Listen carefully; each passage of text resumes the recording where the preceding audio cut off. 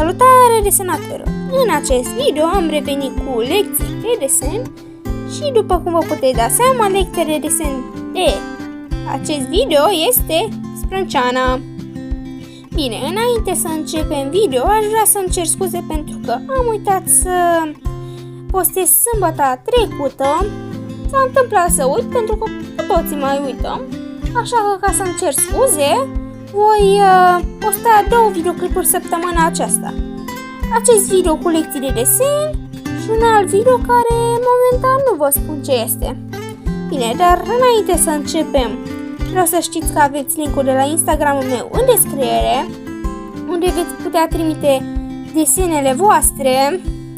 Vă încercați voi să desenați sprânceana în cele 3 stiluri de desen: realistic, benzi desenate și anime sau manga. Iar înainte să începem în acest video, trebuie să lăsăm intro-ul meu să ruleze!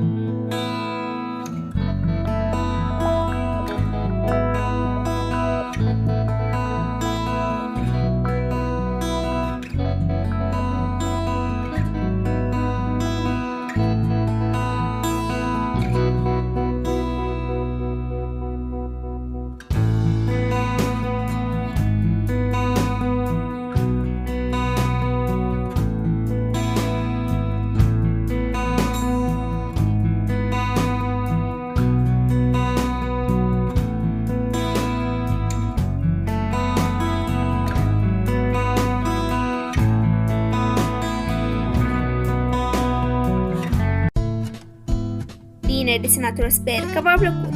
Dar înainte să când vreau să știți că pozele cu desenele voastre, cum am mai spus, le puteți trimite pe Instagram, dar cu până într-o săptămână.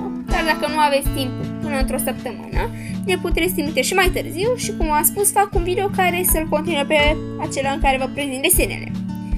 Dar, înainte să încheiem, cum am obișnuit și la cealaltă lecție de desen, voi arăta un video cum a încercat sora mea să deseneze sprâncene. Și sper să vă placă, chiar a ieșit foarte bine. Bine, iar noi ne vom regăsi în următorul video. Nu uitați să vă abonați și pa, pa!